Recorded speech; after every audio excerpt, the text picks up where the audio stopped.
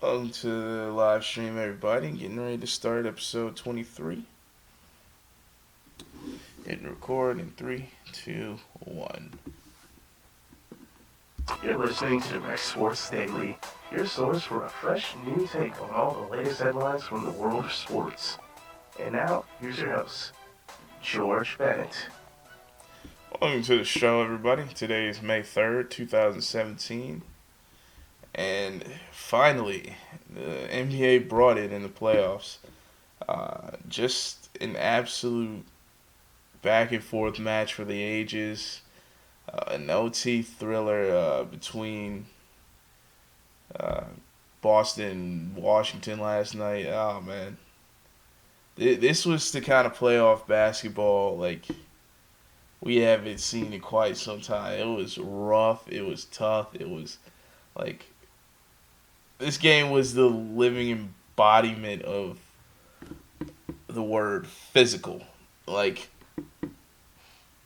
it reminded you of '80s basketball in a certain way, like no blood, no foul kind of thing. It was at parts of the game, I found myself like cringing a bit, just because like guys were hitting the deck. It was in a way painful to watch. Like you could feel like guys getting hurt, like guys were slamming their faces against the hardwood and everything. It was it was certainly something to behold, but I think along with the physical play and like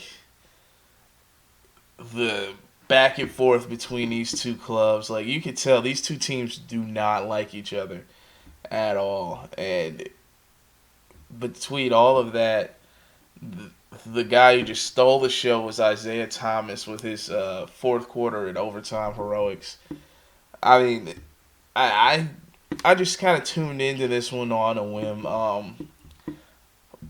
I wasn't thinking about watching it. I'll definitely be tuning in to everyone after this in this series because that last night's game sold me. But I kind of just tuned in. It was I'd say late in the second quarter. Wizards appeared to have things in control a little bit. Then Boston started to go on a run, and this was some back and forth type runs. Like this game, I don't know. At times it looked like the Wizards were just gonna pull away from with it, and then you try to see John Wall sort of tried to play some hero ball.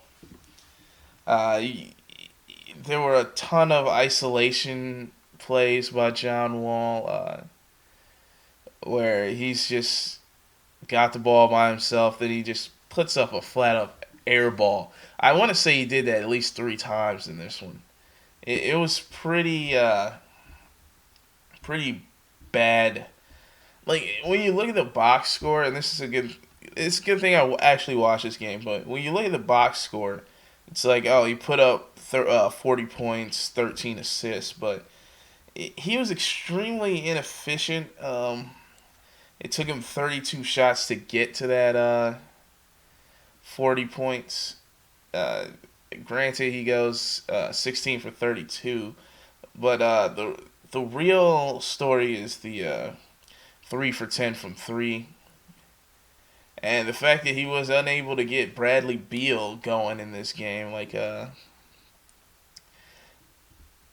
fact that he put up 40 and Beal put up 14, it sort of tells you what the story was. It was John Wall trying to do it all himself to a certain extent, and at times he was draining that shot. It seemed like every now and then you see him hit a big time three, only to like a few minutes later airball a big time three.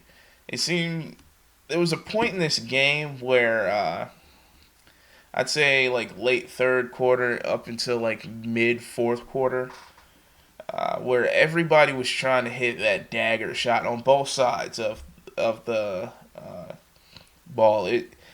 The play got a little like hectic, and there weren't a lot of set plays. It was just guys trying to hit that one shot to either like get the crowd going or shut the crowd up, and everybody was just missing him. Until at one point Isaiah Thomas just decided to take over this game like straight LeBron, Kobe, Jordan style. It was just masterful. It seemed like at a certain point everything he was putting up was just going in. Just a clutch performance by Isaiah Thomas, and the supporting cast of these two clubs like played their hearts out too. Like I said, not the greatest game by Bradley Beal. He goes 1 for 9 from three and 4 for 15 from the field. But you had guys like Kelly Oubre Jr. had a pretty good game. Markieff Morris, Otto Porter, Marchand Gortat. Unfortunately for Gortat and Morris, they both fouled out in this one. And Kelly Oubre nearly fouled out. So a lot of foul trouble for Washington. And once they lost their two big men up front, it was pretty much the end for them. Not too sure why Amir Johnson's minutes were limited so much. You didn't see him out there too much, but Al Horford he made a few clutch shots down the stretch. Jay Crowder was out there getting it done. Avery Bradley, the highlight they keep showing is him missing the three. Marcus Smart swoops in for the rebound. And kicks it back out to him, and Bradley hits the three right after. Yeah, some like it doesn't show up in the box score very much, but it was a tremendous game out of Marcus Smart. 3 offensive rebounds by him, played some great defense. 5 assists, 9 points. So like you look at it from a box score perspective. Not the greatest game by him, but he did a bunch of little things like to just add value. And Isaiah Thomas, what else can you really say about him? 53 points. I don't know what else to say. Like it was one of the greatest playoff performances of all time, and for the first time since the playoffs started, I mean, Boston's now won 6 in a row. They look like they were the team that should have been the #1 seed. I can't really tell how this is gonna shift when it gets back to Washington, but you can tell there was a lot of jawing in this game, especially between Markieff Morris and Isaiah Thomas. Otto Porter Jr. He took one to the face. He was bleeding. It was definitely a Daniel Day-Lewis I'll drink your milkshake kind of situation, because there was definitely blood everywhere. Yeah, it's at a point you can tell like in the fourth quarter the officiating sort of tightened up a bit. You wonder if they got like a call from like the offices in New York or whatever, because you could tell for a good chunk of this game they were just letting them play, and it was just like I said, I cringed at a few moments in it. It's like I almost felt like I was in pain watching it, and well, like I said, the officials sort of wrangled it in a bit, and and in the end it ended up being no big deal, but I think everybody's gonna walk away. And when Isaiah Thomas, when his face hit the deck, it was very painful to watch, because you know he has that like new tooth in there, and you gotta wonder if he's gonna have to pay another visit to the orthodontist or the dentist or whatever today, because he definitely was fooling with his mouth guard the whole time after that one. But I've been criticizing the NBA for their weak playoffs so far. This game finally was a step in the right direction. Hopefully, we can get some more of this, but we certainly didn't get it with the game that uh, proceeded. Is that the one? I think proceeded is the one I'm looking for, not preceded, but the one that came afterwards. Uh, the Warriors and the Jazz. Now, I stated on yesterday's show there was a chance we could see the Utah Jazz go on a 0-4 Pistons like run. I know like the teams have a lot of striking similarities, like good defensive club,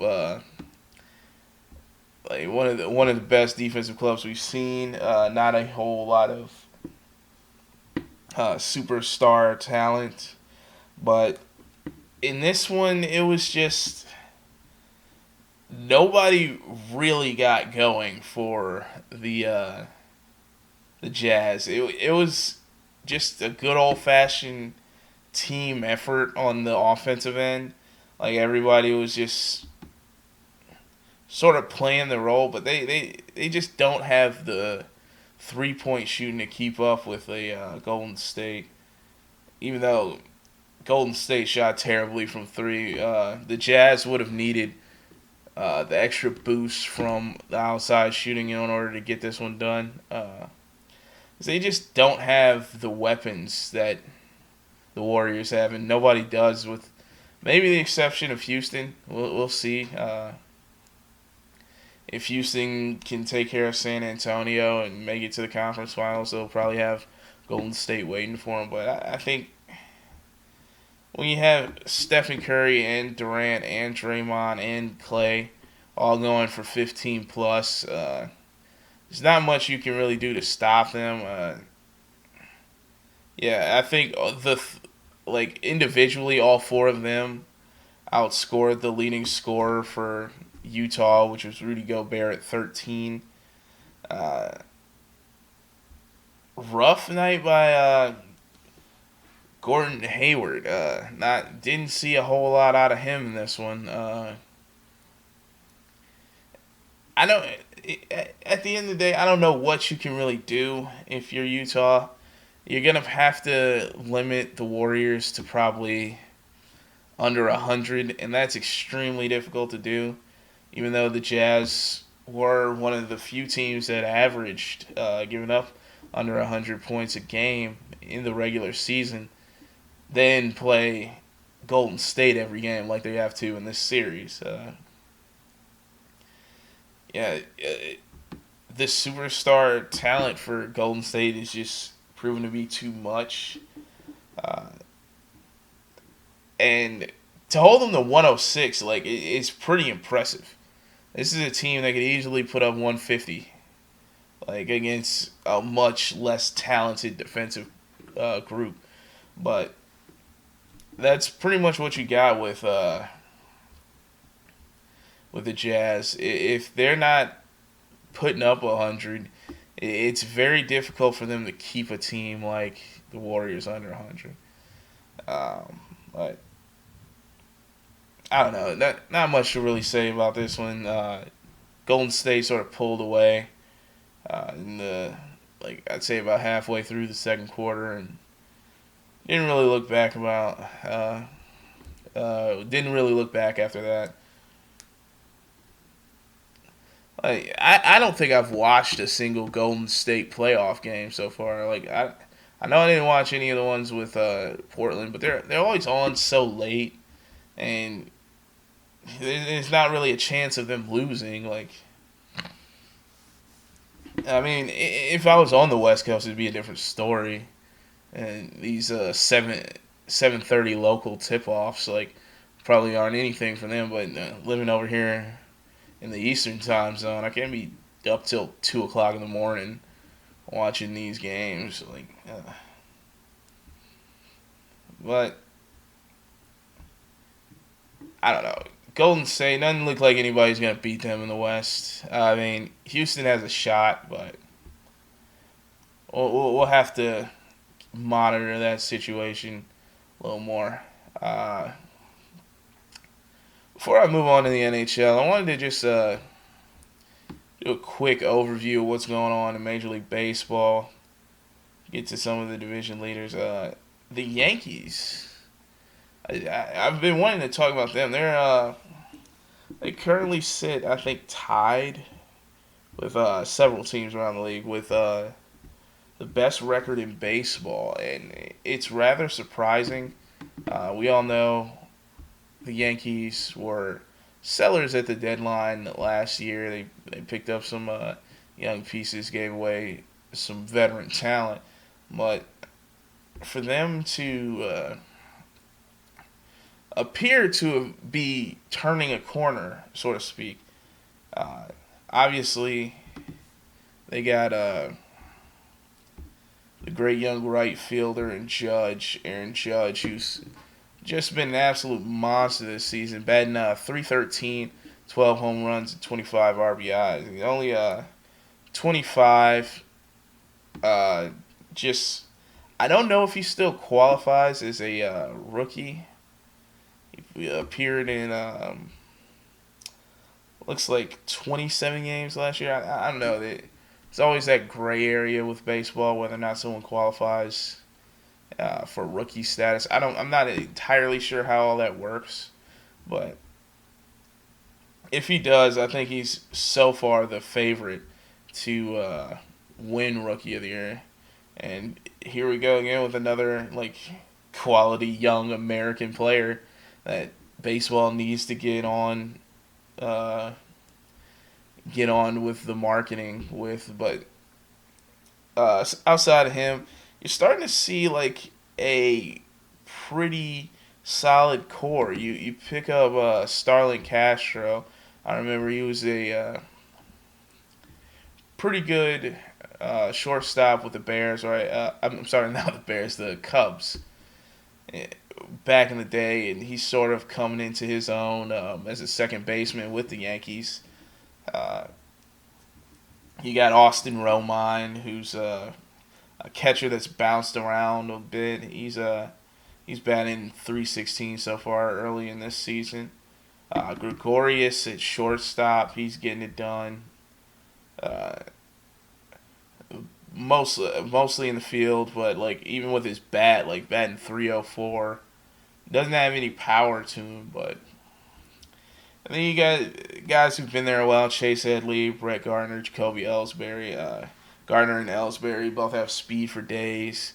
You picked up Matt Holliday, who's a veteran power hitter. You pulled off a very sneaky move in getting Aroldis Chapman back in the offseason.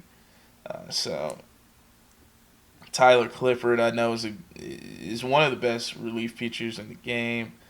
Uh, I didn't know they still had Sabathia in their rotation, but with Tanaka and Pineda, he ends up being the third guy. When your former ace is your third pitcher in the rotation, that's a pretty good sign for you. Not quite sure how he's faring this year. I haven't been able to actually see any of the Yankees games. Looks like they play Toronto tonight on ESPN. Maybe I'll catch a bit of that if I have time. I know I have other obligations to get to, but it's interesting to see some of the teams that are already like positioning themselves to be out of it. Like there are several teams around the league who are like 6, 7, 8 games back in their division, only a month in, and the Blue Jays they appear to not be getting it done in any way, shape, or form. They're 8 games back, negative 21 in the run differential. Royals are 6 games back. They're negative 38 in run differential. Uh, a good chunk of the West in the American League is already out of it. Oakland 6.5 back. Seattle and Texas both 7 back.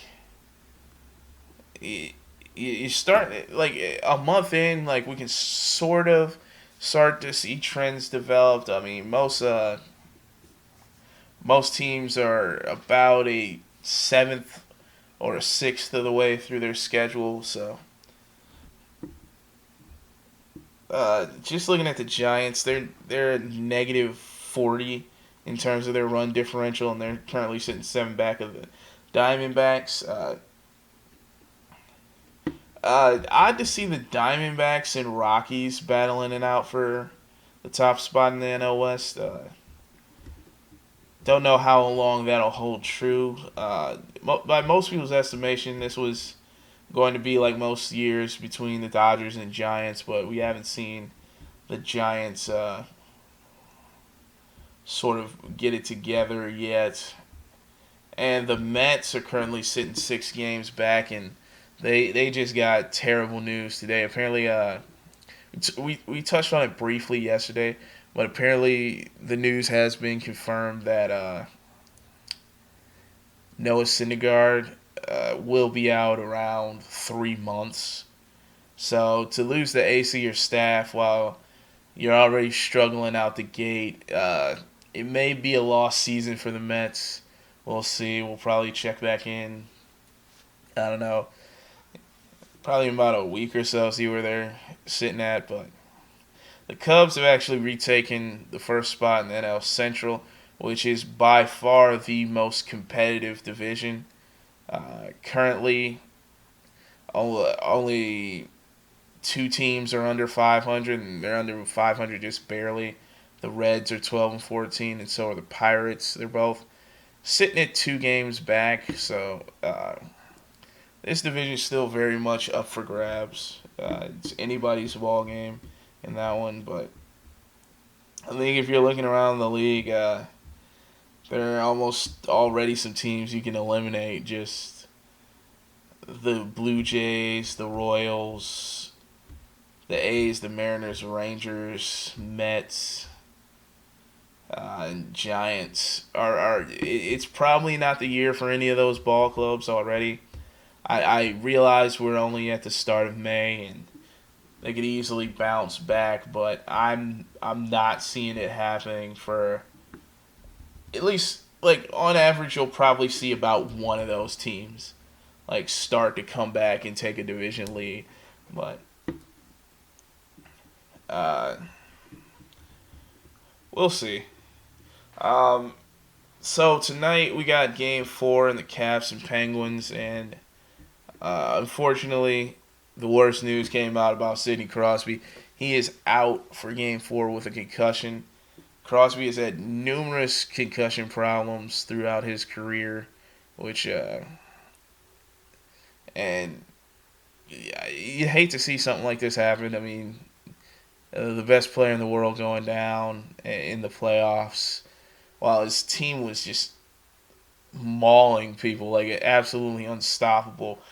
Before he went down, I think they were 6-0 in the playoffs, and then he goes down in the middle of game 3, and Washington just takes the victory in that one. But we'll see if the Caps can sort of use this to their advantage.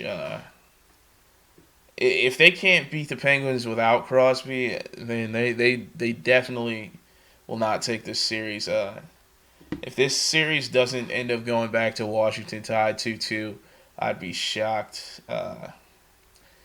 Edmonton, they got a chance to maintain home ice, but they got to take care of business in tonight's game against Anaheim. It's gonna be like, how's Anaheim gonna approach this game? Are they gonna go with what they went with in the first couple games and try to just shut down Connor McDavid, or are they gonna take a more holistic approach? Like, obviously, Connor McDavid is a huge threat at any point, but you can't ignore the rest of the guys. Like, they made the playoffs, not just because of him. Like, but the Rangers, they take last night's game at home, so the home team has won every game of this series so far between the Senators and Rangers. Rangers will look to tie it up. Rick Nash sighting in this one. He gets his third goal of the playoffs. Uh, Rick Nash, I feel like he used to be a lot better back in the day. I could be wrong, but I don't know. Maybe he's getting old. I'm not exactly sure. Feels like he's been there a while at least. Looking it up right now. 32, so yeah, he's been there, been around a decent bit, but I don't know. They got the two series I care the least about on the same night last night. Nashville ends up taking one at home, and they take the 3-1 lead over St. Louis. I think it's much like Andy predicted on Monday's show. Nashville just seems pretty unstoppable right now. Um, PK Subban gets 2 minutes for embellishment. I'm not even exactly sure what that is. Like embellishment. I gotta look this one up. Is it like faking an injury or something like that? One of the first things that comes up is embellishment hockey penalty. Oh, okay. So yeah, it's basically a like flopping in basketball. Okay, I like that. Get it together then, PK Subban. Yeah, NBA, take notes again on hockey. But let's see what other little stories there are to cover. I don't have my usual page opened up to that, but you can get it quick enough.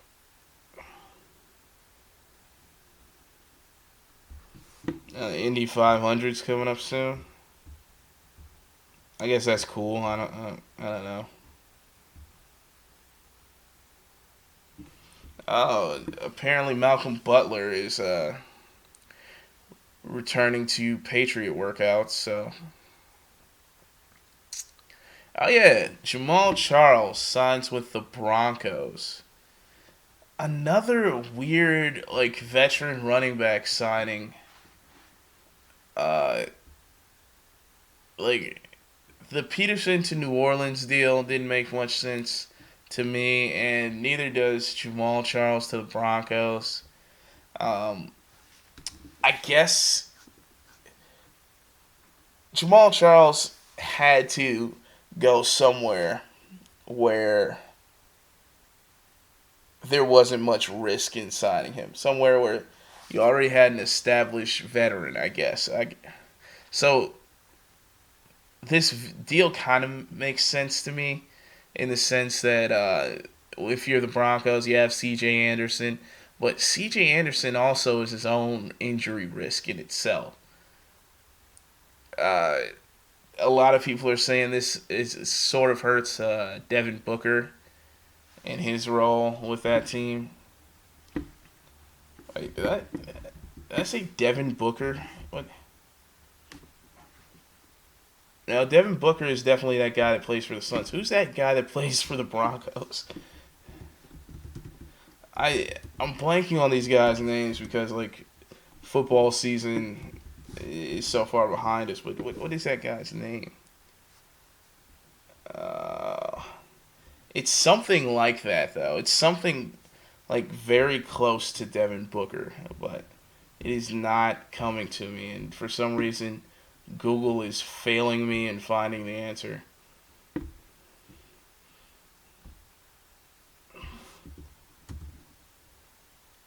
I don't know why it's so hard.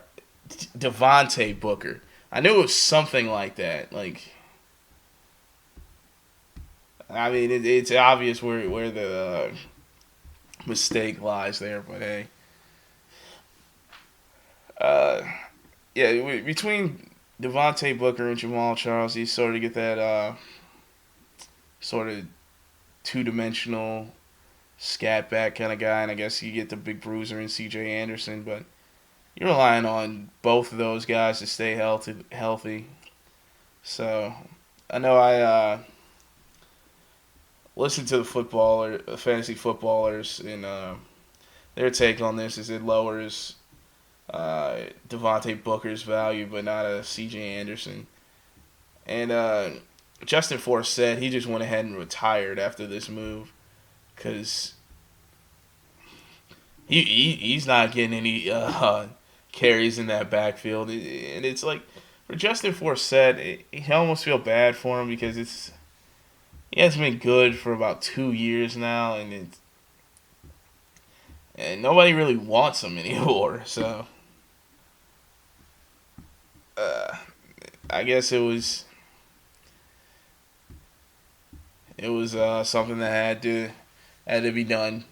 Forsett just had to move on with his life, and really Malcolm Butler, he's quote unquote all in for the Patriots in 2017. So I think with all the offseason trade rumors, nothing ended up happening. And I completely forgot about this. The Kentucky Derby is on Saturday. Looking forward to that. Friday, we'll probably have our big Kentucky Derby breakdown, which is basically me laughing at all these horse names for 5 minutes. So, look forward to that. And that, ladies and gentlemen, is what we call a tease in the business. But Eric Decker, he's apparently supposed to be fully healthy for Jets camp. I don't even know if that's the right move for him. Like, why? The Jets are going to be bad, man. They're going to be really bad. Who even plays quarterback for the Jets? Is it Christian Hackenberg? I think it's Christian Hackenberg, but I'm not sure. Like, I think they still got Geno Smith there. Yeah, you got Josh McCown. I think Ryan Fitzpatrick is still technically under contract. Bryce Petty's there. Apparently, Joe Namath wants Christian Hackenberg to get the job. So, according to reports, it's between Hackenberg, Petty, and Bryce. Hackenberg, McCown, and Petty. Bryce Petty. Met Bryce Petty one time. Good guy. Yeah. Good guy. I'll root for him. But I think that's about all there is to talk about today. Some guys who still haven't found a home post-draft. Victor Cruz, LeGarrette Blount. Gonna want to see what they do going forward, but Eugene Monroe trying to campaign for marijuana. Good luck with that one, bro. But yeah, I think that's about all there is to cover in today's show. We went over the NFL, NBA.